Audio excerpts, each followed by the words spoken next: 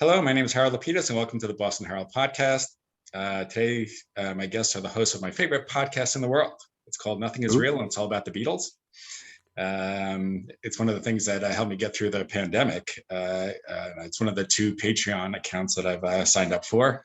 This is my personal little summary of my personal interaction, how I get into the podcast. As anyone who knows me knows, I'm a big admirer of Robin Hitchcock, and he posted that he was going to be on your show, and I guess Jason asked, "Shall you bring your guitar?" And we found out that I said, "Nah, don't bother." But I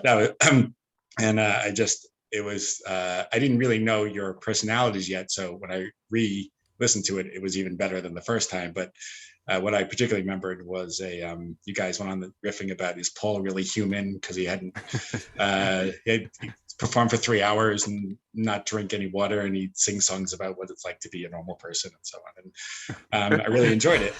But so during the pandemic, I was teaching a class through Zoom. I had taught it before, but it was about the Beatles, kind of like mostly 1970 to 1980, how they got along and how much did they really interact, and how much do we really know? And then I saw that you had a podcast about the 1970, just the year 1974, and I said I have to rewrite my entire class because there was so much information. And like I did credit you guys, and then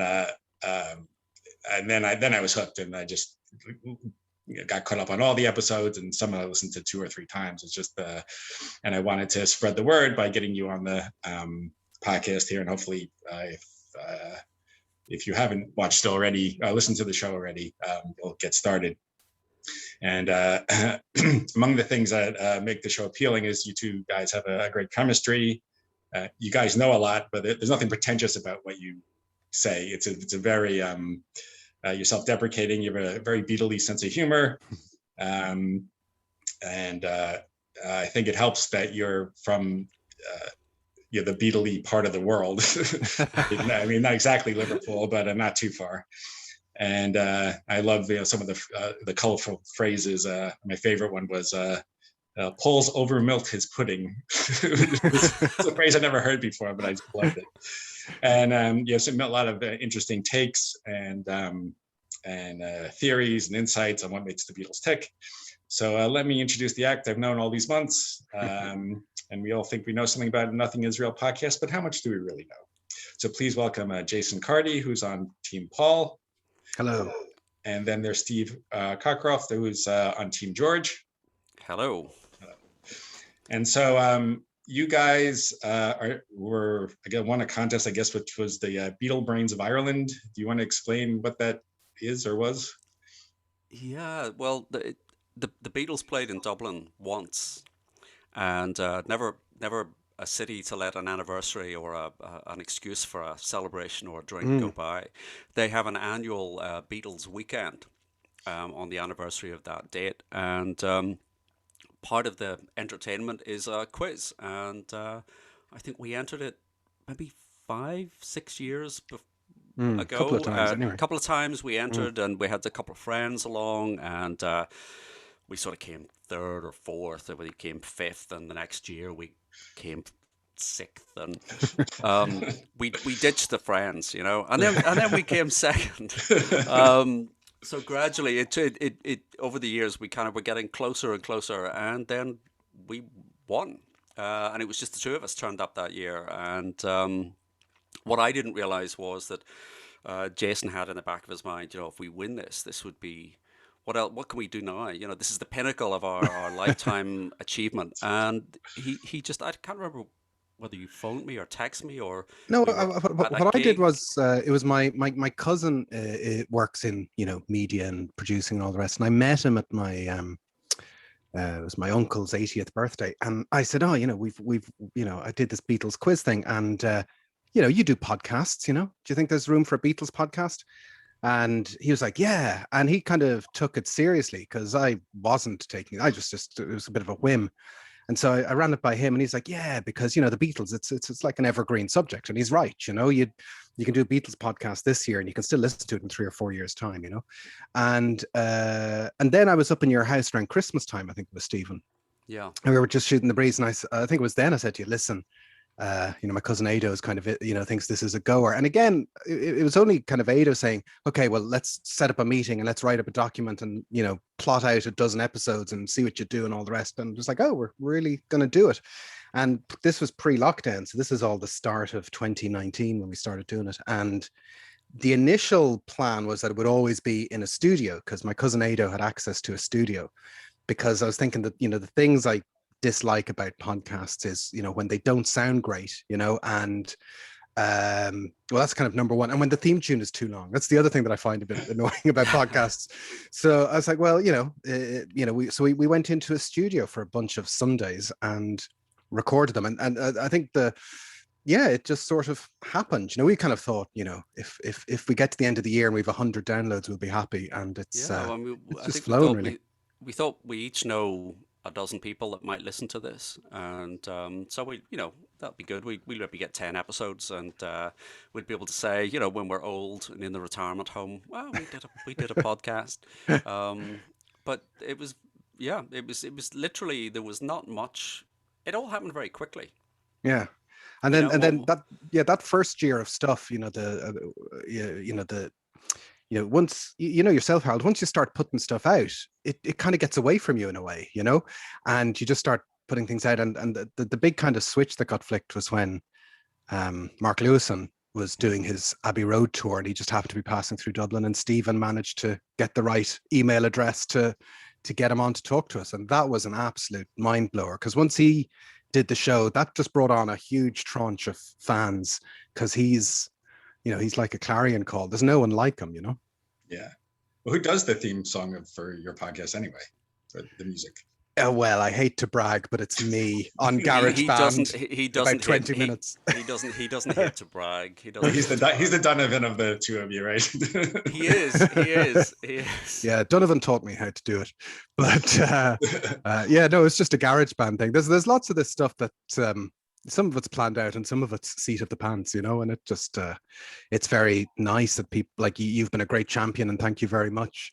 And it's very nice that people have generally said nice things, apart from one or two amusing reviews. We cherish our 1-star review. The 1-star reviews are the ones you focus in on. These guys really know how to ruin a subject.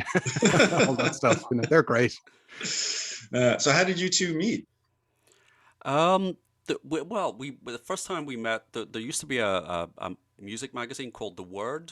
I remember that, yeah. Yeah, and there was an online forum developed out of that, and then out of the online forum, people said, wouldn't it be great if we could actually meet people that we interact with online? That's rarely a good idea. But so they used to have these things they called mingles. So there was one mingle in Dublin, and about 10 of us turned up, and Jason was there, and a mutual friend of ours. Oh, did you know Jerry at that stage? I don't know. I don't think I knew anyone when I went into the room that evening. So yeah. Except my cousin. My cousin, who I hadn't seen in about 20 years, was one of the other nine men in the room that night. Yeah, it was all men. And I was like, oh, hey, Pat. And so that was nice. I reconnected with my cousin. That was cool. My other cousin. And then I think a few weeks later, Sparks were playing. And we went to see Sparks, and Jason was living miles away from Dublin. Were you in Kerry at that stage? Yeah, I'd been living in London for a few years, and I moved back. It was actually on the day of Prince William's wedding, and I was living in rural Ireland, which was like May 2011, and I had tiny kids myself. And my wife said, you should get out and do something. And I'm like, we're living in the middle of a field. There's nothing really to do. And we're about 300 kilometers from Dublin, and it's just crazy. And, but yeah, so I was in Dublin for the mingle. And I think throughout, there was a bunch of us there. So yourself, Stephen, and Jerry and all the rest. And it just turned out that obviously because of the Word magazine, I've subsequently learned that myself and Stephen had probably been to about 50 to 60 gigs together without knowing it in the previous 20 years. Yeah. So it's like, oh yeah. So it was obvious once gigs would come to town, I'd be like, yeah, you're going to see Sparks. Let's go see Sparks. Yeah. So then it became a thing. Usually I'm traveling to Dublin, or occasionally Jason's coming up to Belfast. But so it just developed out of that. And we were on another podcast briefly. So once the Word magazine shut down, some people started up a web forum called the Afterword, and then they started doing their own podcasts. And occasionally myself and Stephen would pop up on podcasts. There was a mutual pal, Dave Dogface Boy, who would record these podcasts. And they were kind of seat of the pants. You'd kind of sign up and you'd spend 3 hours just talking about nothing. And then Dave would sort of, by the magic of whatever he was doing, would turn it into some sort of 40-minute coherent conversation. But it wasn't the most efficient way to make a podcast, maybe. So that was, those are still online somewhere. So they were kind of our first podcasting. And so that we stopped kind of doing that. But I guess it was in the back of our mind that, well, actually, if you were to do a podcast, what would it be? And I think that was the other notion of doing Nothing Is Real, is that we would turn up with some semblance of preparation, because there's a lot of podcasts that are not prepared, and that's very charming if you can pull it off, if you're a good enough broadcaster. But there's a lot of people who can't. And so what we didn't want to do is just kind of two random talking heads on the Beatles. There's a general balance between making it sound spontaneous, but it's not really spontaneous. Stephen's a copious note maker. Jason is the spontaneous one. I come with pages. Or lazy, depending on how you look at it. I come with pages of notes. Well, what I find interesting is that the more one of you is more into George, and one of you is more into Paul, and one of you prepares more and has to do 128 takes. One person can do it in an hour. And you see it now? I see. It's all a bit obvious, you know? Yeah. And but yeah. Go ahead. Oh, go ahead. That was good. So how'd you guys get into the Beatles? Even, I know you're one of you is younger than the other, and both of you are younger than I am. So I was just wondering. Can you tell? I'm not sure which is which. I get confused, but so how did you guys get into the Beatles? Well, one of my earliest childhood memories is sitting in front of my parents' black and white television watching Help, and I guess, I mean, I've sort of done the research as to Help was sort of repeated a couple of times, but I think it might have been 73, and of course my mother sort of knew who this band was and knew there were records, and I think I made her buy me a Beatles record, and I went for a collection of oldies, I think just because it had that cover, that sort of psychedelic cartoon cover, and that was it. So it really started with those early singles, and that would have been about 1973. And then I just started working my way through the album collection. Everyone around me by 75, 76 was into, Led Zeppelin and Pink Floyd, and then suddenly all that was gone and people were listening to the Sex Pistols and the Damned and the Ramones, and all that time I was just listening to the Beatles and then the Stones and Bob Dylan and the Grateful Dead, and so I was about 10 years behind all of my contemporaries. Yeah. One of the things I wasn't expecting when I started doing the podcast is how much stuff would come back into my memory about how I used to listen to music as a kid, so there's been bits that I've been piecing together for the last year or two, and I just read Pete Paphides' book Broken Greek, which talks about him growing up as the child of Greek immigrants in Birmingham in the UK in the late 70s and early 80s. And it's very interesting how he's mapping his life out through the records he heard. For me, for the Beatles, I've a very specific memory of, I obviously knew who they were, but we were on a family holiday in 1983 and I would have been about 8, and it was in Spain. So, you get a package holiday, you go off to Spain. And I remember walking along and there was a television kind of in a bar, kind of on a veranda, and there was showing footage of a band kind of rocking out and being screamed at. And I subsequently realized with a bit more knowledge, it was the Shea Stadium footage. But, and I said to my dad, who's that? And my dad said, oh, that's the Beatles. And my kind of general take on it was, that's the Beatles? Because I'd obviously heard about them, but I'd never heard them or seen them. And it amuses me now because that was at about 83. So it was not even 20 years since the gig, but it looked like it was something from space, and I was like, that's amazing. And I'm watching it. And then I realized after a few minutes that Paul McCartney was in the Beatles. And obviously I knew who Paul McCartney was because I was watching Top of the Pops every week. And he, Ebony and Ivory had been a big hit and all that kind of stuff. I knew all of that. So I was like, oh my God, Paul McCartney was in the Beatles. They must be so good. So I got a Beatles tape after that. But in that kid's way, when you're a kid and you kind of get one tape, you're like, well, I've heard a Beatles tape now. I think it's only when you're a teenager that you kind of trip over into the obsessive phase. You're like, I'm going to buy all the records and everything. So the other big moment was the 87, it was 20 years ago today, Pepper thing, and that was a huge deal. Certainly, on this side of the Atlantic, there was a big TV special and everything else. And again, it's curious looking back. This is one of the things I've kind of figured out is that as a kid growing up in the 80s, the 60s was really what oldies music was. My kids now, oldies music is Oasis. It's all 90s and all that stuff. But in the 80s, oldies music was the 60s, and the 60s were this kind of sacrosanct best era ever of music. And so the weekend, the radio in the evening time or the weekend would be it's oldies radio, which meant de facto 60s radio. So and the UK had a new TV station called Channel 4, which was showing bits of Ready Steady Go and old shows like The Prisoner, and then the Monkees were on repeat and all that kind of stuff. So if you wanted to plug into the 60s music in the 80s growing up as as a kind of a something different to what's actually going on, it seemed a lot more interesting because the thing with these kind of retrospective stuff is it's very concentrated. You're getting all the good stuff, you're not getting all the, there was an awful lot of flotsam and jetsam in the 60s as well. There's an awful lot of bad records made, but it didn't seem that way in the 80s. It seemed like the 60s was, oh my God, every single one of these is a classic.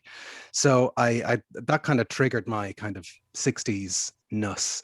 And then I started getting the books alongside the records. So I was getting Beatle books before I took out, I don't know what age I was, but the local library had the Peter Brown book, and I might have only been 11 or something when I was reading that, or 12. Your parents let you read that. Well, they must have thought, my parents, I think, my parents were the perfect age to experience the Beatles firsthand. They were actually hanging around in Dublin city centre the night they played, and they do not care for the Beatles particularly. There was no Beatles records in my house growing up at all. And but my dad is still alive, thankfully, and my dad is in the music business, but he was kind of working in the Irish show band scene, which is a very different kind of music scene. So there wasn't any Beatles records growing up. So I'm kind of glad, because I had to find out all that stuff for myself. My own kids, obviously there's nothing left for them to discover. It's all just in the house all the time. They just know what's going on, So are there so what type of things do you collect, or is it a shorter list to say what type of things don't you collect as far as the Beatles go?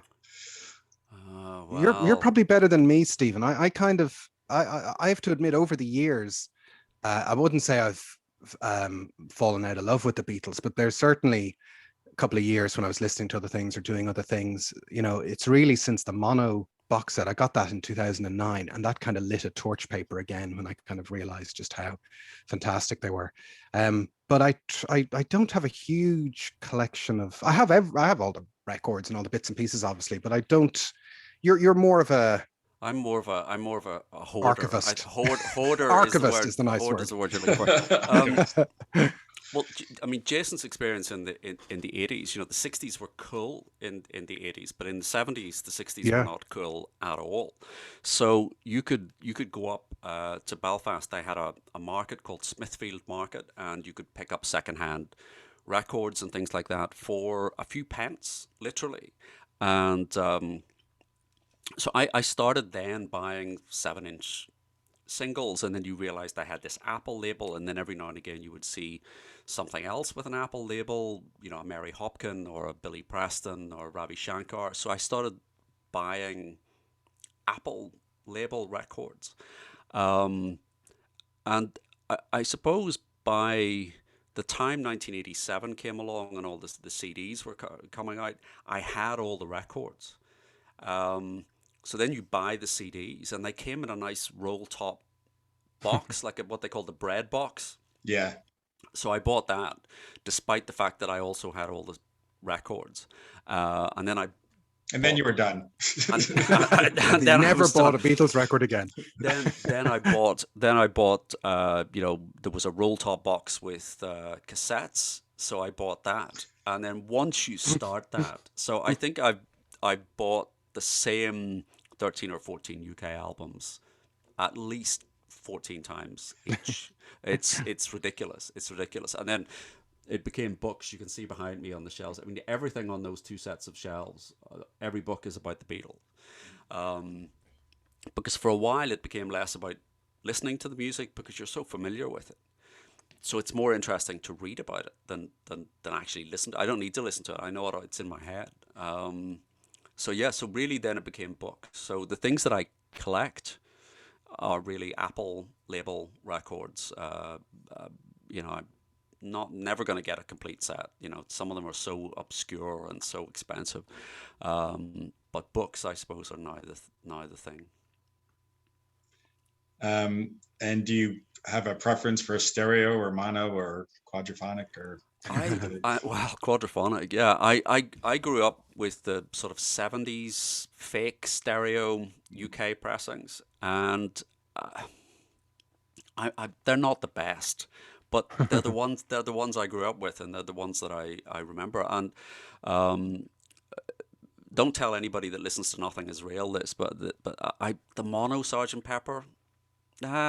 Go on. I don't much care. I'm curious to hear the. I don't much care for it. Oh my God. I think the processed fake 70s stereo is actually better because it smooths out some of the transitions, and when you get to the mono version, I think the exception is probably the White Album. I like the mono White Album. It's just a big sort of slab of noise that sort of hits you. But generally, I do listen to the remasters, and I the 2009 remasters, but I'm always comparing it in my head to, that's slightly different, or they've tweaked that, or they've fixed something in the mix, or so yeah.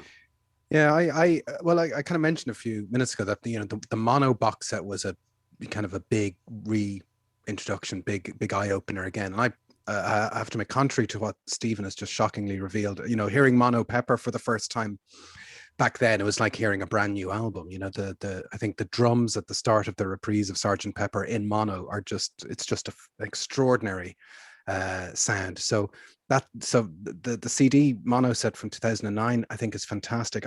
What do I reach for? I mean, the thing is, there's so many versions that it helps counteract the familiarity of some of it, that you can say, well, actually, I'm going to listen to the stereo, the mono, the Giles Martin version. I'm going to put on the alternates version. I'm going to take the second LP from the 2017 reissue and listen to the Parallel Universe Pepper. There's loads of things you can do. So I think it depends on the album. I think mono A Hard Day's Night is also a sensational listen. Yeah. That's really good. So I'm not totally, one of the things I've kind of realized is, from the podcast as well, is that, I love the Beatles and I go through this. I'm not totally absolutist about some of this stuff. I think it's great that there's all these options, but I can't, I spend way too much time on the Hoffman music forums, kind of reading stuff over there. And there are some people there who point things out, and I'm like, there's not enough hours in the day to kind of get into the weeds on some of that stuff. I've got lunch boxes to make. I don't know. There's loads of stuff going on. I never go there. I never go. I've seen what it's done to Jason. I never go there. It's a fun place. The other guy, I don't know. Have you ever seen a guy, Harold, called Parlogram Auctions? He's got a video channel on YouTube. I've seen a couple of those. Yeah. I find those fascinating. Like, he has a depth of knowledge, that kind of really deep technical knowledge about which pressing has which mastering and where it goes. I mean, I thoroughly enjoy them, but I don't see that. I don't have that knowledge at my fingertips. I'm really, you've seen them, haven't you, Stephen? The stuff he does. I admire them, but I just couldn't even aspire to that level of. Although he does make me want to buy an early 70s Magical Mystery Tour. I've been tracking those on Discogs. That does seem to be the one to go for. And the 1983 Here I Go Abbey Road CD, which is supposed to be great as well. The Black Triangle or something they call it. Yeah. Black Triangle CD. I don't have either of those, but I would be curious to hear them. Do you get into things like, the different fonts and or things like that? I mean, and I don't know how many different pressing plants there were in England, but in America, there's the West Coast and the East Coast, and there's, does that stuff interest you, or you just? Well, I'm starting the very laborious and annoying process of moving house, and what I thought would be a totally useful way to spend my time would be to catalog my entire collection on Discogs. It's the kind of thing that while your wife does the packing. Yeah, like instead of ringing the movers, I'm like, well, if I'm moving my records, I better catalog them. So I went on to Discogs, and I have in the last kind of 2 weeks, I've been looking at what is the font on that label? Where does this come from? And going through all of that kind of stuff. So you can get lost in it, but I think I'm primarily, when I was getting into the Beatles in the late 80s, I'm a child of the Beatles on CD, and so that's really one version. That's it. There's not really much to get into. So I didn't kind of come back to vinyl till about 2005 or so, just before it all took off, while it was still dirt cheap. I kind of moved to London with no records, and it was a cheap way to get records for a while. So I haven't totally, I have started to scratch the surface of going into reading the matrix numbers and popping them into Discogs and seeing exactly what I'm dealing with, You see, I have the reputation, but really it's Jason. It's Jason. Yeah, like I say this as if it's normal stuff, but I don't know, maybe it's not. I'm saying I don't go into the details, and then I constantly say, I seem to go into some details. Yeah. So let's get down to the podcast itself. So, and you've touched on this briefly. So, what do you actually do to prepare? And you say live on tape from Belfast and Dublin.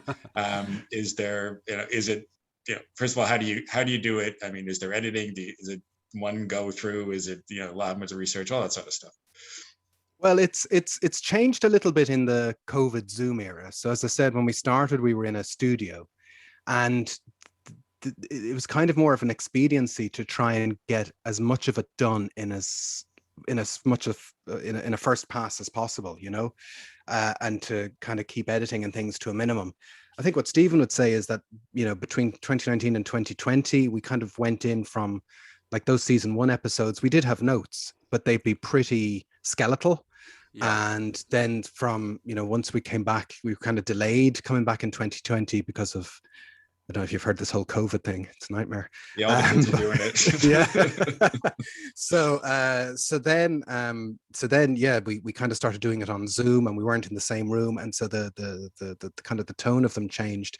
So the plan was that they would be as kind of straightforward as possible. There is some editing, but not as much as you think. It's really just editing out gaffes and ahs and ums and a couple of other bits and pieces. The editing, when we were doing it in the studio, the producer was there, and if we stop, we would just stop, and we could do almost like a live edit, right? Just stop, go back, count in. But I think since we've been doing it on Zoom, we make more of an effort to just power through it, and we're more forgiving, I think, of ourselves in terms of there's probably more makes it into episodes now than might have been the case previously.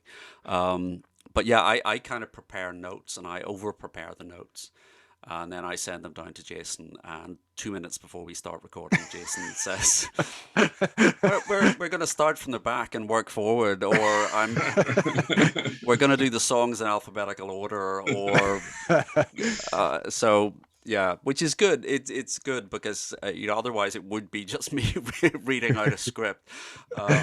So Jason is a bit more freewheeling, and then I'm desperately trying to shoehorn in the facts, Yeah, we kind of have,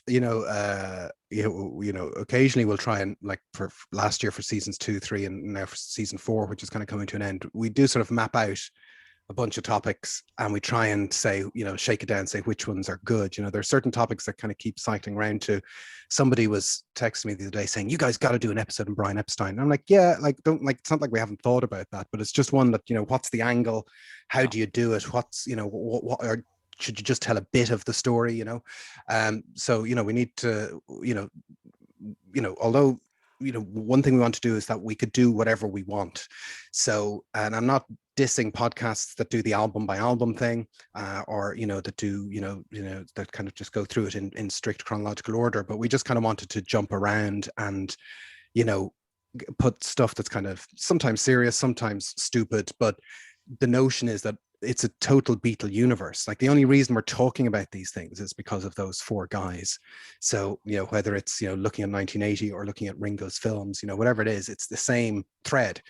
And so once we kind of got into season 2 and 3, Stephen, maybe it was lockdown mania, was it, Stephen, that I'd get about a 30-page PDF of notes, and this would be like I don't know, on whatever, the Traveling Wilburys or whatnot, and then I would kind of scan through them and go, oh yeah, that makes sense, and then I would make some notes. You would add things to it, so they rarely got shorter, but we always no, they never got shorter, because I would go, hey, yeah, but what about this thing and that thing, and all these other things. Yeah, I think the first thing was it had the episode topic has to be something that interests us, and we do try, I suppose, not to go for an obvious topic, or if it's an obvious topic, we try and come at it from a slightly different angle. And I think we had 57 or 58 episode titles. We just come up with the titles. It's like somebody writing a song and saying, "Well, I'm just going to come up with the song titles before we actually." I think it's how the Pet Shop Boys work. I could be wrong. Yeah, that's it. Yeah. And and then you sort of start to get feedback for people saying, "Oh, well, we like the 2-part episodes." So something you think is going to be a 1-part episode, and by the time I've done the notes, it's not 30 pages, it's 50 pages, and it's never a straight line. There's always little, side notes and little diversions that you can start talking about, and then suddenly it's a 2-part episode, or we decided we were going to do All Things Must Pass, and we thought, well, that's a double episode, and then we thought, well, we could do a 3rd episode just about My Sweet Lord. Could we get away with a 3-part there is a could we get away with it is a great motivator. It is a great motivator. Yeah. And it's the triple album, so it's people like the triple episode. So one thing we've learned is that we have no idea which episodes people are going to like and which episodes they aren't going to like.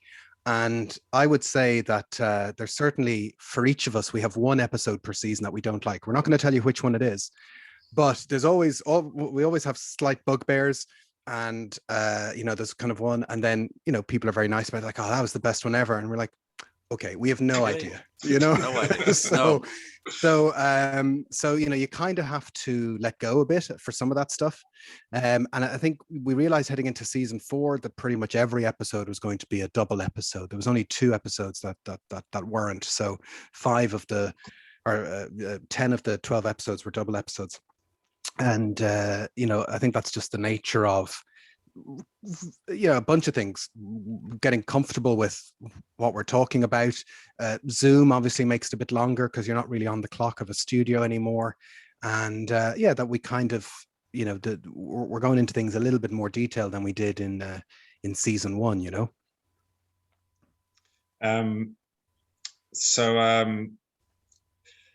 So I wanted to, for people who haven't heard the show yet, I wanted to go into a few specific things. I know this first thing, I think someone contacted you, but it was hilarious, which was you guys confirmed that Yoko was at the Ballad of John Yoko session. Yes. Mark Lewis and everyone else said no, and everyone knows they were not apart much from 68 to 73 or whatever. So if you want to just tell that story to give an idea of what type of things you can find out on the podcast. Well, yeah, we did a 2-part episode called The Ballad of John and Yoko, because it was actually originally a Twitter thread back in whenever it was 2019. I did a big long Twitter thread on the anniversary of The Ballad of John Yoko, because it's a song I love. And I think it's it's the Beatles song that the man on the street kind of doesn't really know. I think it's a really, certainly in terms of their single, it's the only Beatles single that kind of passes under the radar. I think a lot of people still are kind of unfamiliar with it. And so I always like the notion of, that little story of how it's recorded, and, John goes off on honeymoon and all the rest. And so we flagged it up as, could we do an episode on it? And then it was like, yeah, we'll do 2 episodes on it. So Stephen was kind of putting together some notes and things, but we always had this question of, was Yoko in the studio or not? And we'd asked Mark Lewis that when he came in. We did this big, long 2-part interview with Mark Lewis. And then at the end, we're like, we have some, quick fire questions that we just want you to answer because you are Mark Lewis. And one of them was Yoko at the Ballad of John and Yoko? And his answer was, no, I don't think she was.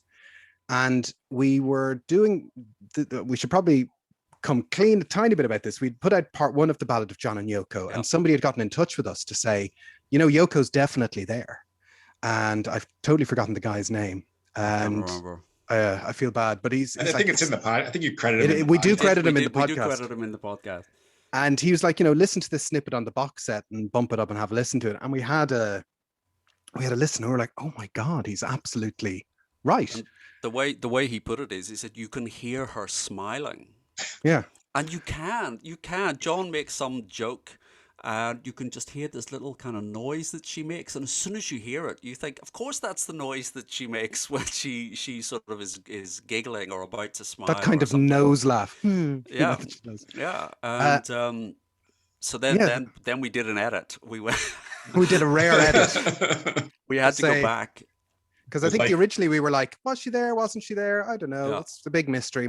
I think we'd said Mark Lewis said she's not there. We did, and then suddenly this guy came up with so we had to go back and put that. We very quickly did an edit piece and credited him and said, yes, he's absolutely right, because that was great. Like those little bits of magic are kind of what it's all about, And you can hear it if people are watching this, you can hear it on the Abbey Road box set. It's when he says, "Un string avec caput mal," and you just hear in the background Yoko, and you're like, oh, there she is. There's Yoko doing her thing. I think that's the only time we ever dropped a piece of recording into the music or anything like that into. Yeah, normally we try. One of the things we said at the start, and people have asked us about it, is we're not going to put music in the podcasts, and we've maybe made an exception about twice to put a tiny snippet in. So we put that tiny Yoko snippet in just to prove our point.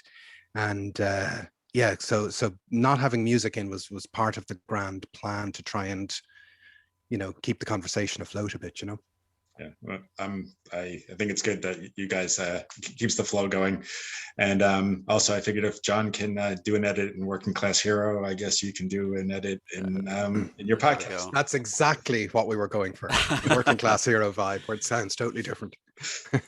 I want to talk about a couple of other things that are in your podcast. So at the end of last year, you did some 50th anniversary. The initial major solo albums. There's this one by Paul McCartnney. And I just wanted to show you this. I was so disgusted by his picking his nose that I put a newspaper clipping. Because I have plenty of copies now, but anyway. So one of the great theories that I enjoyed was how and again, you go into great detail, needless to say, on your podcast, but how the theory was that it was started as kind of an instrumental, possibly experimental kind of album, and then he saw something, and then it led to songs like Maybe I'm Amazed. So I wanted to use, briefly touch on that. Yes, I mean, I think the sort of accepted sort of story there is that Paul was very depressed. They thought the Beatles were breaking up, but he poured this depression out into the songs on that first album. But when we actually started looking at the timeline of this and what he was actually doing, that he was recording at Cavendish Avenue. He was recording little instrumentals, little snippets of songs, and it sounded, it without Maybe I'm Amazed or Every Night, it is in exactly the same vein as John's experimental albums with Yoko or Wonderwall or Electronic Sound. It's just a side project. And at this stage, I think Jason coined the phrase Schrodinger's Beatles. The Beatles are both together and not together. They exist and they don't exist at the same time. And no one was really sure. And, John says lots of things in various meetings, and you don't know whether to take him seriously or not. So, but then he releases Instant Karma, and he appears on Top of the Pops. And this is a big hit single. It's a big commercial hit, and sounds like it could be a Beatles single in a way that Give Peace a Chance or Cold Turkey, and certainly Unfinished Music or The Wedding Album. None of these albums are competing with the Beatles. And it's only after John has appeared on Top of the Pops singing Instant Karma that Paul then goes into a studio and records Every Night and records Maybe I'm Amazed. Up to that point, this is just little odds and sods, little snippets of instrumentals. And I think for me, it suddenly that timeline seemed pretty convincing that this is the point at which he realizes John is serious, that the Beatles are over, because John is putting out product which competes directly with the Beatles in the marketplace. There's also that very odd session, like one of our very first episodes was about the session at the start of 1970 where George, Ringo and Paul go in and cut I Me Mine, which again, in this kind of Schrodinger's Beatles universe, like what was that? What was everybody expecting to happen? Paul had, recorded his Cavendish Avenue kind of instrumentals and his bits and pieces. He was sitting on those then, but, he still, turns up for Beatle duty, and there's still a movie. They know that there's a movie being made in the background, and they know that there's some kind of process, and maybe they don't want to get too involved in it, but there's still stuff going on. There's still a Christmas record that comes out for the fans, even albeit they're not together recording the Christmas record, but that kind of period of time when Paul, by legend, is up in Scotland in October, November 1969, and Linda sees him being depressed and he doesn't know what to do.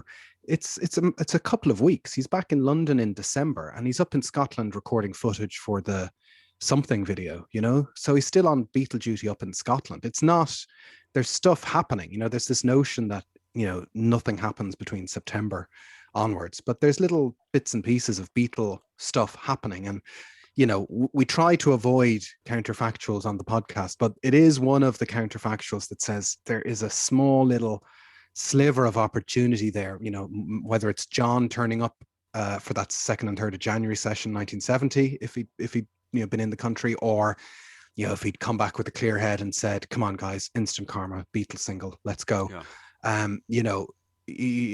find it hard to believe, with all the crap that was going on, that Paul wouldn't have turned up for an Instant Karma session if John had wanted it to be a Beatles session. I don't think anyway. I think it's almost as if they felt they broke up by accident. It was like a staring competition. Who's going to buckle. There was nothing. I don't think there was anything inevitable about it. And then that McCartney album, that first McCartney album, takes on a greater significance than it was ever intended, I think, to have, because it becomes Paul's big solo statement, and it doesn't stand up to that level of scrutiny in the way that Plastic Ono Band or All Things Must Pass, because I don't think it was ever intended to be that. I think it was just intended to be an experimental side project, if that. And we touched a little bit before about All Things Must Pass. It's a 3-parter. The stuff about My Sweet Lord, I had no idea about the depths of that lawsuit until you guys went into it. And you guys, people listening, if you haven't, if you want. Well, I have to admit that's the episode I learned the most on, because I'd read about My Sweet Lord for years and years and years, and Stephen just kind of lay out a very straightforward path with his, legislative brain to try and say, here's exactly what happened. So I have to admit, that's the episode I came out of the most out of the recording, having learnt a lot about what was going on, because it is quite convoluted the way Klein buys My Sweet Lord, and then he buys He's So Fine, and then undercuts George and does all sorts of stuff. So that was a fun one to do. One thing that I wasn't planning on asking, but it crossed my mind after that episode. It's like, well, what if, let's just say, All Things Must Pass was a double album? It started with Thanks for the Pepperoni. They took off like one of the, Isn't It a Pity, and maybe I Dig Love, and added some more instrumentals. what I wonder how that would. What do you? Let's just say I just throw that at you. What do you? How do you think it would change things? Well, no, you're absolutely right. Like My Sweet Lord is a great double album already. It's actually a terrible triple album. I don't like the instrumentals or the jams. Here we go. But Here we go. Just reminder who's on Team Paul, and who's on Team George. Team George. Team George. Jason is also very much Team Pop.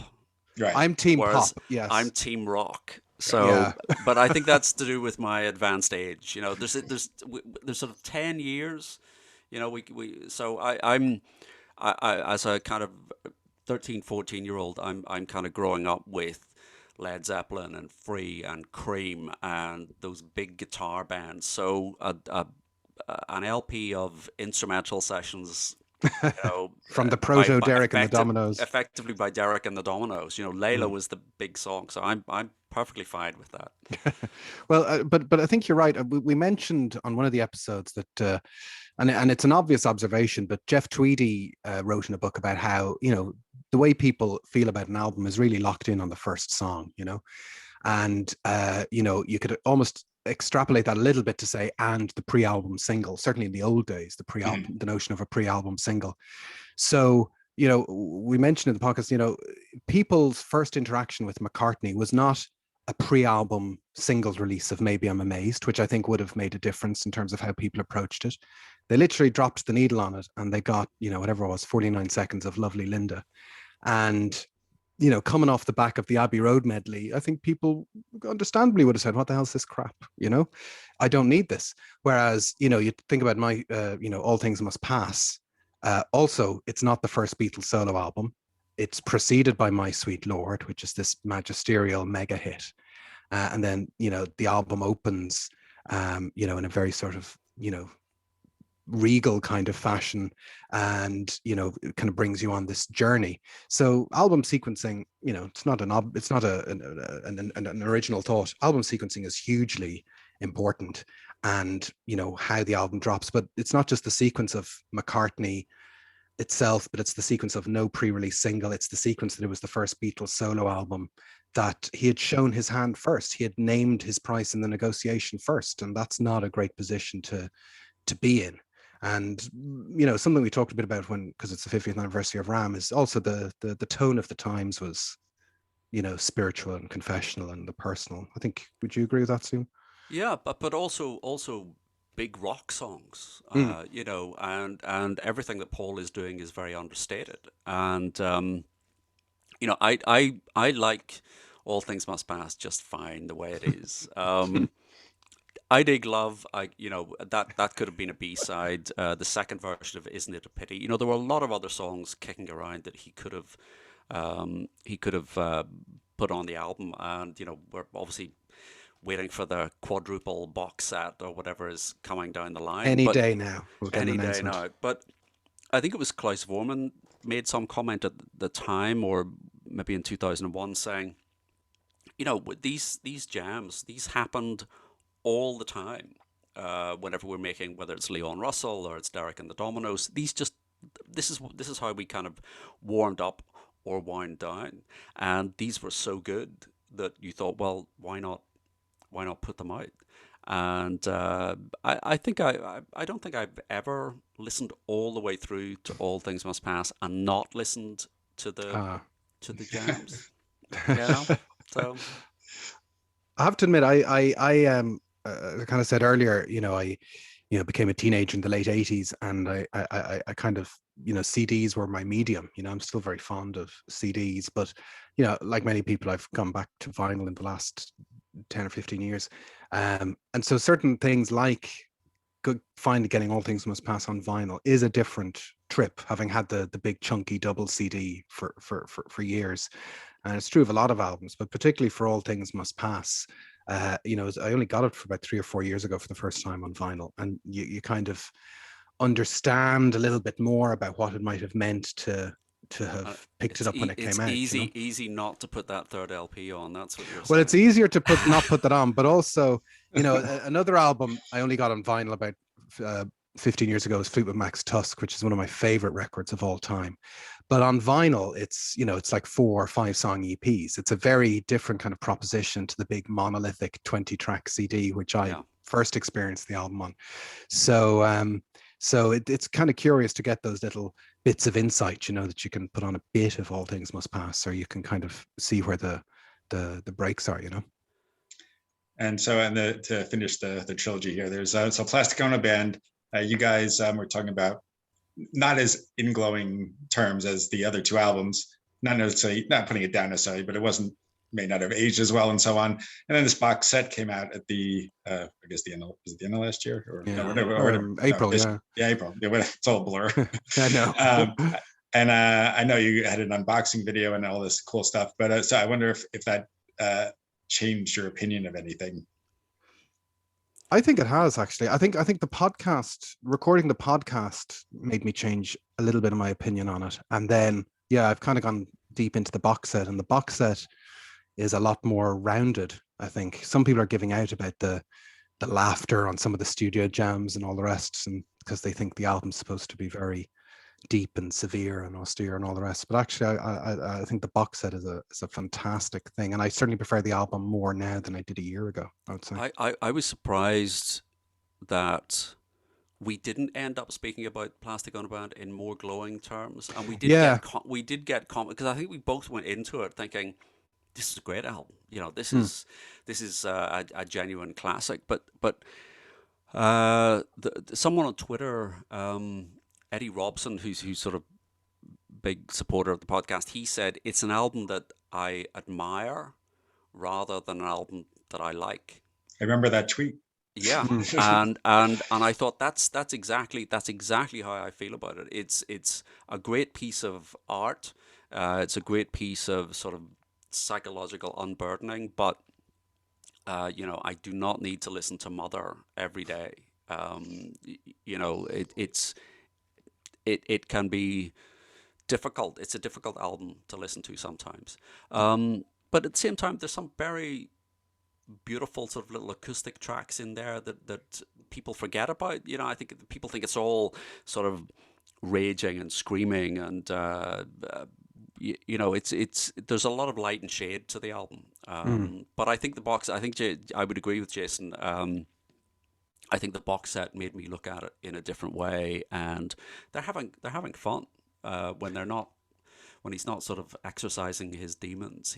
They are having fun, and of course you get on the Blu-ray Yoko's live in the studio jams, and I think we're both Team Yoko. So yeah, the Yoko jams are fantastic. I think I tend to maybe it's my pop leanings. I tend to distrust music that doesn't have some kind of sense of humor to it, and I don't mean it has to be explicitly funny, but in the same way that I think Dylan, who I see behind you there, has a sense of humor, and maybe Donovan doesn't. I think it's important, and I think revisiting the Plastic Ono Band in the last year, you're able to kind of pull one or two of the little bits of humor from it that I'd kind of forgotten about. Like, some people are annoyed about the explosion at the end of Remember, but I think I think it's a little window that kind of breaks through to say this is still Beatle John, who will drop a sound effect if he thinks it'll get a bit of a laugh or get a bit of a reaction. So there's one or two little bits on it that I think still works. So and the box set is I've had to put it aside because I kind of binged on it for about 2 weeks. And I came down, I couldn't sleep one night, and I said, I'll put these headphones on and I'll put on, one of the discs, and I put on the Elements mix. And anyone who's listened to the box set knows it begins with an a cappella Mother. And and I'm sitting in the house at about 1:30 a.m. with headphones on with an a cappella Mother. And my God, that wasn't a relaxing experience. But it didn't help you sleep. It did not get me back to sleep. It was not the right choice. Oh, well. So I want to talk a little bit. You had, first of all, my personal leanings, because of my age, is the early Beatles. I knew they were around since February '64, but I was too young to really know what was going on till probably Sgt. Pepper afterwards, and I was told that's their best stuff, and they constantly progressed and so on. But I did get, and I didn't see the first Ed Sullivan, but I saw them in 1967. I remember I was sitting in my room waiting 50 minutes through the most boring thing, whatever I don't know how old an 8, 9-year-old could possibly sit through. And then, Hello, Goodbye came on, and I think I was jumping around the room. I was so excited that they finally came on. And I saw there was a 1970 tribute with Let It Be, and that all these sort of mainstream middle of the road artists come on. And I'm not sure that's the one. And do you know who Steve Lawrence, Needy Gourmet are? Oh, yeah. Yes. Well, what I remember, and it was definitely Ed Sullivan, it might have been this episode, and they're singing Michelle, and Steve is singing, I love you, and then Edie goes, I heard you. and I was just, it was just such an odd thing to, how the older generation did embrace the Beatles, to a certain extent, and there are certain parts. I mean, Steve and Edie aren't going to do, cold turkey or anything, but that would be worth hearing. That would be worth hearing. So when when I saw Ed Sullivan, you did an episode on Ed Sullivan, I think, well, what could they possibly talk about? Not that actually, it's not even that bad. It's just like, I wonder what they will come up with. And, it's another episode where, it's like almost nothing that we heard about the myth of Ed Sullivan is true. And, and I was just wondering, again, I can sit here and recount all your podcasts, whatever, will be here forever. But I was wondering, what is your impression of the Ed Sullivan Show as someone who is from the other side of the pond and didn't sort of see it in real? Yeah, I have to say I'm completely unaware of Ed Sullivan other than in the context of the Beatles appearance, and it's a mystery to me that Ed Sullivan was Mr. TV, was Mr. Showbiz. He seems such an odd character. I think in the UK and in Britain, the people that present that type of show are entertainers in themselves. They're singers, they're dancers, they're comedians. They have. He just seems completely devoid of the personality that you think you would need to do that. So I mean, that's my sense of him. But he clearly had very good sort of radar. He very good at kind of talent spotting and hugely influential show. But it's a very odd mix of as you say, you tune in and you sit through 45 minutes of stuff that your mum or dad might like or your grandparents might like, and then suddenly you get the Beatles or the Doors like Ed Sullivan's thing was he was a journalist. That was his original employment before he crossed over to being on TV. So as far as I know, he was like a gossip kind of columnist type thing, word on the street. So he was obviously a guy who could make connections and get feelers out and get stuff done. But the success, the continuing success of the show, it's curious, I mean, obviously early days of television, I guess it was just the people who got there first tended to write the map about what happened. I can't see somebody like Ed Sullivan kind of, with his kind of, he's kind of like the pseudo Nixon kind of stance or approach to things. He's exactly like Richard Nixon. Yeah, he's exactly like Richard. I can't really see somebody like that making it through on the telly today, but he just got there first, and he got his feet under the desk, and I guess people, if anything, there's been an evolution in broadcasting in the last 30 years where, what were once seen as these kind of monolithical kind of structures, particularly in American television, where there can only be one Johnny Carson and there can only be one version of this and one version of that.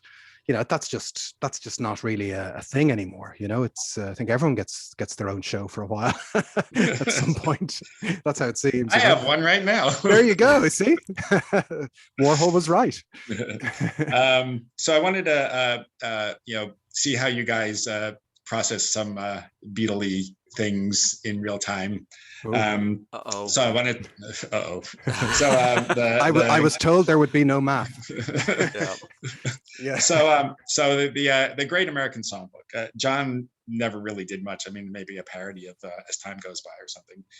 George, of course, did Devil in the Deep Blue Sea, True Love by Cole Porter, a couple of Hoagie Carmichael songs, or as he says, Hoagie Carmichael. Hoagie Carmichael. Paul, of course, did Kisses on the Bottom, the entire album, and it's done standards. He did duets with Tony Bennett and so on. And Ringo had Sentimental Journey in 1970. And I just wanted to know your takes on all those. And when you're done, I'll tell you which one's the best. Okay. Well, we did the 50th anniversary albums, and of course, Sentimental Journey had a 50th anniversary, and I did float the idea of doing Sentimental Journey, but it didn't float. It didn't get any traction. But it's an album that I listened to again. I'm sure I haven't listened to it for about 10 years. And possibly I was, in the back of my mind was, I'm going to pitch this again. I'm going to make Jason do an episode on Sentimental Journey. It's great. It's absolutely great. There are 2 or 3 duff tracks where you think he hasn't quite got that right.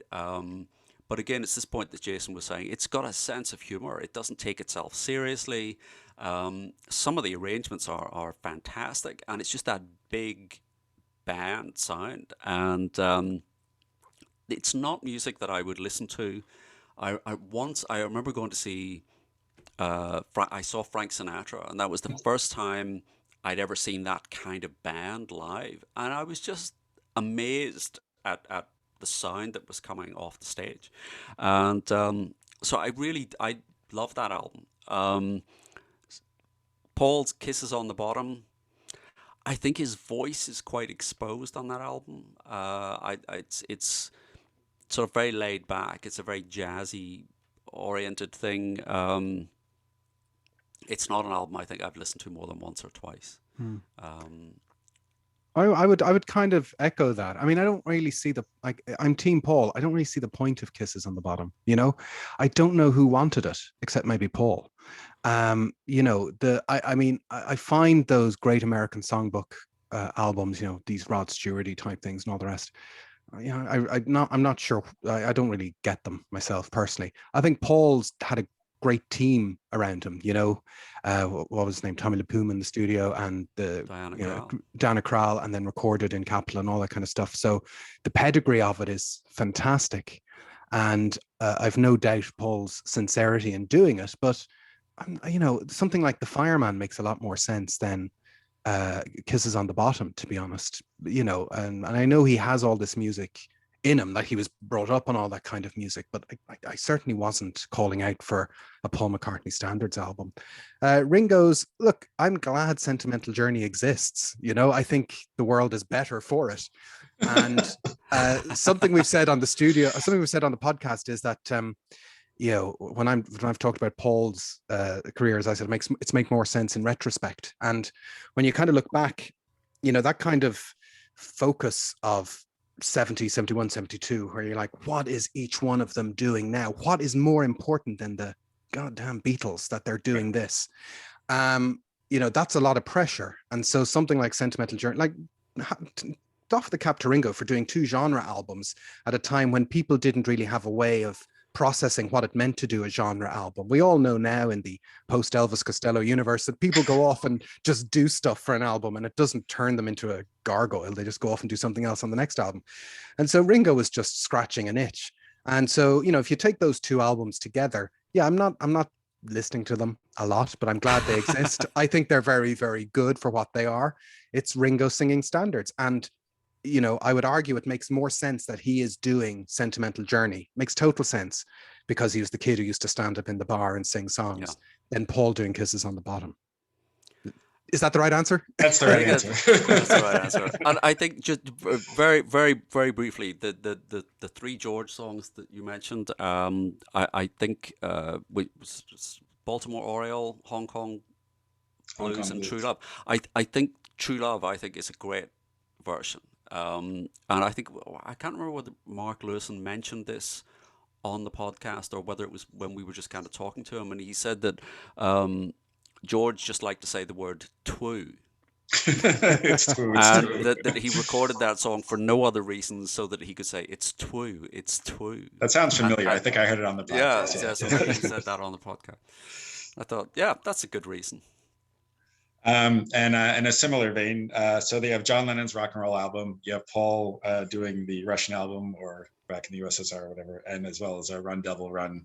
How do you think each of them did?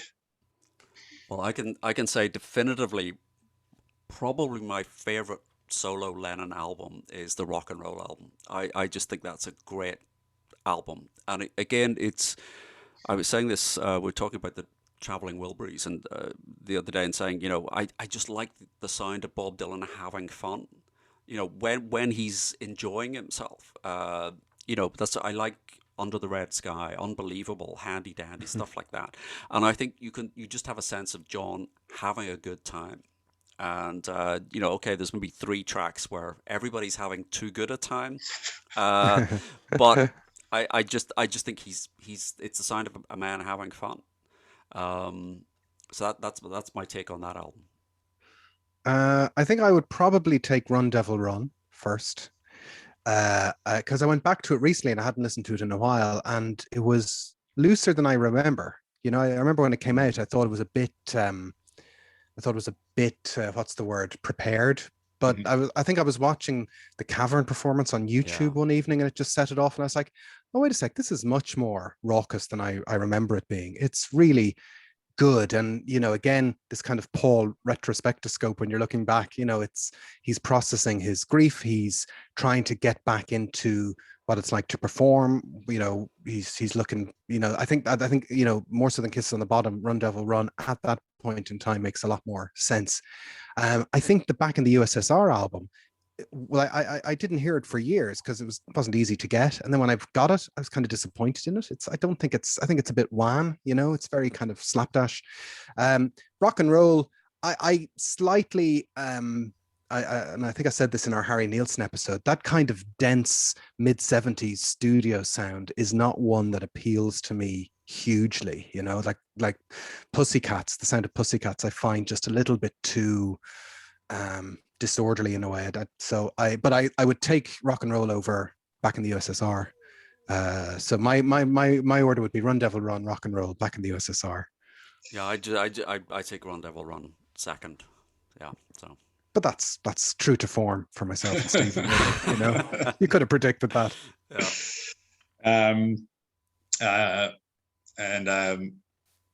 One of the things that you talked about in the Beatles for Sale episode was the song order and how it can almost be reversed. And and they could have ended with "I Follow the Sun," "I Don't Want to Spoil the Party," "Mr. Moonlight," or "Kansas City, Hey Hey Hey." Any of those could have been the closing song, right.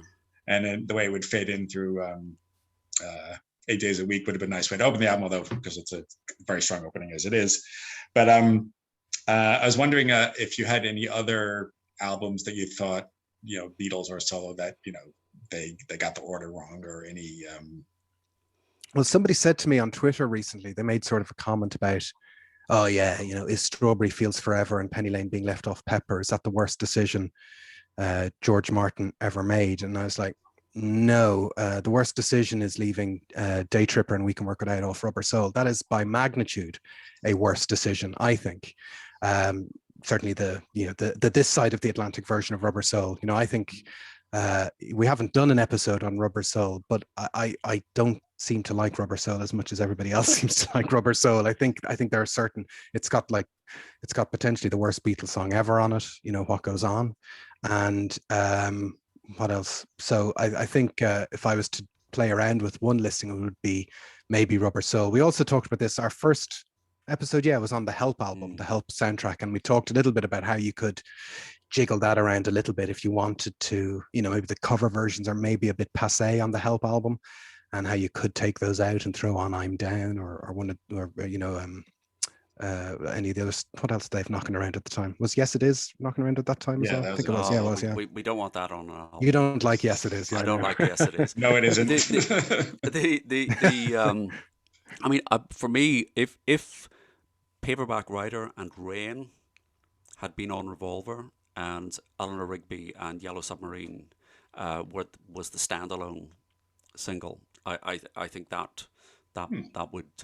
I know Revolver, everybody, it's sacrilege to tinker with it.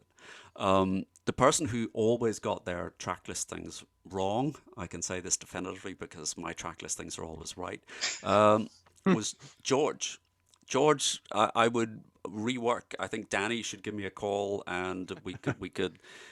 The Extra Texture is an album that most people do not like, and I can understand that. It's very flat. It's lots of slow songs all at once, and Spotify is a great thing, and I sort of tinkered around with that album. It took me about a month to get it into the right the right track listing. It's a great album if you listen to it in the right way. I think we're related because I did the exact same thing. yeah. We should compare. We should compare our track. I remember when it came out, it was $2.99 at the store, Corvettes, and I saw that orange cover, and it's like, oh no! And I got it out, and it's like, and it was okay. And then it starts so well, and then it just kind of it sort of trudges towards the end. And CD or Spotify, you can resequence it. Yeah, so we can swap track lists.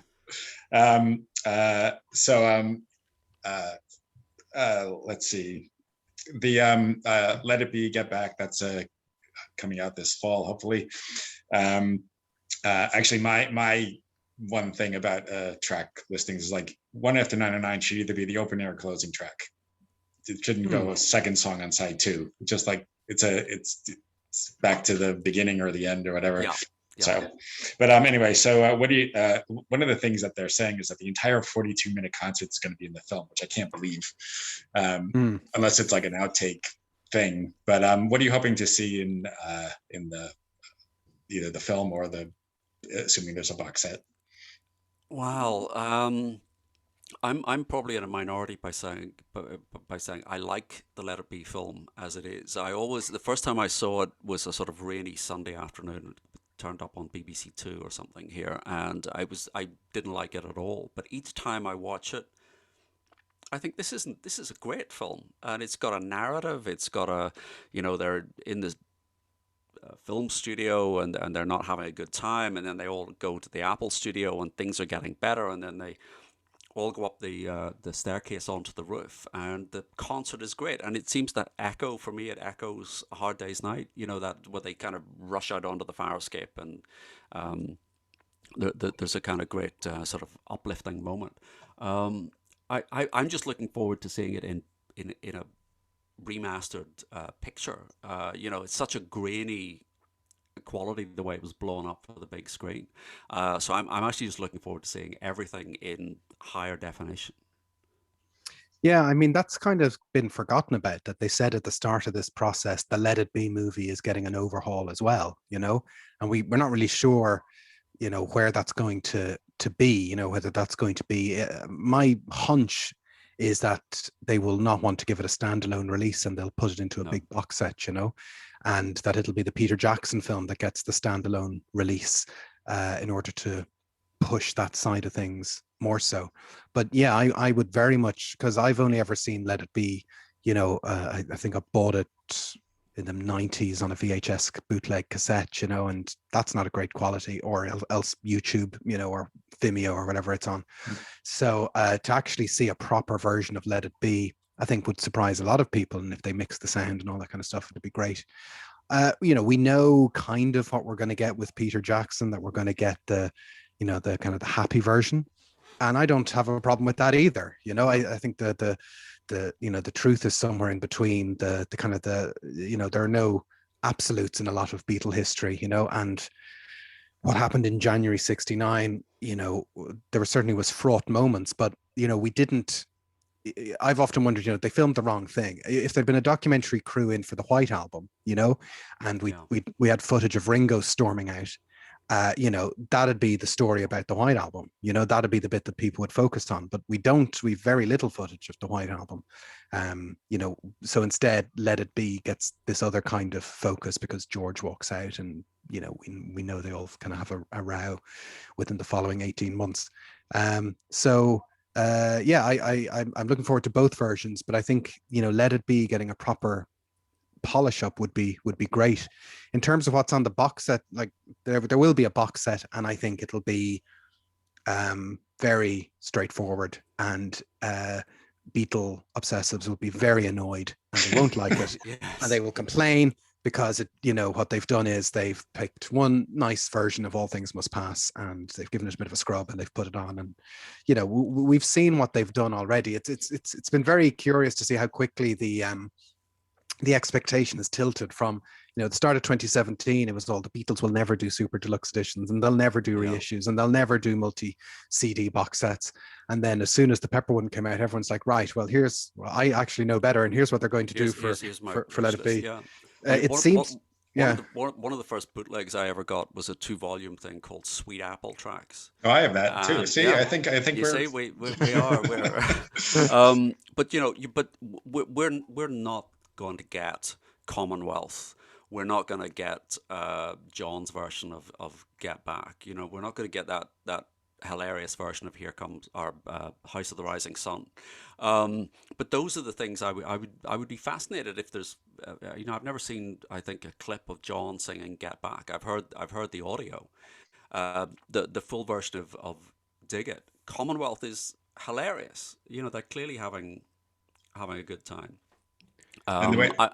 I would like to see all of that, but as Jason says, they're not. What we'll do is we'll get an alternate Let It Be album. That annoys me, that I want to hear more than one version of. But we are going to. I think we are going to get some surprises. We're going to see and hear things that we haven't seen or heard before, and it's going to be very exciting. I mean, when that trailer came out just before Christmas, it was funny. We'd just recorded our review of 2020 the evening before. So we recorded that on the Sunday evening before Christmas, and then they dropped the Peter Jackson trailer on the Monday morning, and we were like, oh god damn it. It's like they know. So thankfully nobody noticed that we didn't mention the trailer in our review of 2020. But that trailer, I like many people, I'm assuming, watching this would have just, I watched that about 12 times on the day it came out. I just couldn't believe what I was seeing. So hopefully, that hasn't taken away all the good surprises. I think it'll be a fascinating thing. And I'm assuming it'll be on Disney streaming in September. It was the clip at the end of 8 Days a Week, where you suddenly they put the little, and it was a different cut of the rooftop. It was different camera angles, and I remember in the cinema there were people around me. There was an audible kind of intake of breath where people were going, is that different? Is that new? Is that the Mm-hmm. So but it was the picture quality was the thing that was so striking. So we're getting near the end. Don't worry. The one thing I want. So next year, the rumor is that this is going to get a deluxe version. Yes. Yeah. So, what's your take on that, and what are you hoping to see? I bring it on. I would say. Yeah, bring it on. I want the 45-minute version of "Don't Worry, Kyoko" from the Lyceum gig in 1969. That's what I'm hoping for. That's a very strange album, because when it's good, it's great, and when it's bad, it's just terrible. But actually, I like the Yoko stuff, so I like Cold Turkey, I like Don't Worry, Kyoko. Zappa, I'm not a big Zappa fan. Great guitar playing, but I think maybe half of the studio tracks are great on Sometime in New York City. Luck of the Irish is just shockingly awful, but boo. I would I think now that we've seen the Lennon estate's hand with what they're doing for reissues, I think it's fantastic. I think it's very, very clever. I think it's a very hard thing to figure out. We all buy a lot of records, and there's different ways of kind of cataloging things or to figure out how to do them. But certainly, with the Plastic Ono band, you can kind of see, okay, we've got the Plastic Ono band box and the Imagine box. Now I'm interested to see them copy and paste all this work flow into Sometime in New York City, because it's not an album I've listened to a lot that I know particularly well. But in that kind of reissue universe where it gets the remix, and there was only one song, I think, on Give Me Some Truth, wasn't there, from Sometime? There was only Angela, was it? Yeah, Angela, yeah. Yeah, and that was that sounded great. I thought that sounded. I thought that was fantastic. Yeah, that was a song I always liked. I always liked that song. No, I think there's an opportunity to do something really great with Sometime in New York City, and then there are the 2 live gigs as well. Yeah. Well, apparently there's a live box set that's been sitting on the shelf based on the 1-2-1 gigs. That's been on the shelf for a couple of years, ready to go. The mix on the vinyl version when it came out is so poor on that live gig, and you think there's got to be and lots of other little benefit gigs they were doing at the Apollo and the John Sinclair rally. All of those exist as bootlegs, or some of them turned up, I think, on that acoustic album. You think all of those fit the timeline for New York City. And then I'm thinking, let's get past that and let's get to Mind Games, because Mind Games is the album that I think will benefit most from this kind of sonic overhaul. Mind Games, I want to like it more than I actually do, and I'm waiting for Sean to convince me. Yeah, I think like if they may or may not put in the live stuff into Sometime in New York City, I think if they do, it'll be a huge success, because it'll give people. I think that the live stuff could be a sweetener to some of the stuff they don't like about Sometime in New York City, or whether they decide to do a live box down the line. You'd think maybe because of 50-year copyrights and all the rest, they might just put it all in together. And you've kind of seen with Paul, the number of discs gets a little bit bigger maybe as the years go by, so they could easily squeeze in those gigs. But yeah, the reissues have really reconnected me with Lennon's albums in a way that I wasn't really connected to them before, which is what they wanted. Part of the problem is, he's always been a bit remote, because I came to this story in the 80s. He just wasn't there, so it's very hard to plug into some of that feeling about the albums. But these box sets are really doing a great job, so I'm kind of sold. Yeah, it's like I grew up in New York, and so he was on Eyewitness News all the time with Geraldo Rivera, and and he'd be on these TV shows, and he'd be doing songs like Attica State. And you think if they had iTunes at the time, these would all be singles, and it'd be a compilation of singles. And I think the idea of it coming out as an album, especially the opening track, was not something the smartest thing to do, I don't think. That's going to be interesting to see how they deal with that track in the 21st century. Yes. So all right, well, I think I've kept you hostage long enough. So as I said, I've signed on to the Patreon account, and there's as soon as I saw there was an Old Brown Shoe episode, I was like, oh, I'm in. It's I think it's like $7.70 a month or something in American money. And and there's a new one that I listened to this morning about Long Tall Sally EP. Yep. So just if you want to explain to people watching, if they are already fans or they're about to become fans, what that entails. I'll let Jason give the rundown. Well, the rundown. Well, first of all, if people are interested after listening to us yabber for the last while, our website nothingisrealpod.com will kind of let you into past episodes and what we've done and what we're at. So that name again, nothingisrealpod.com.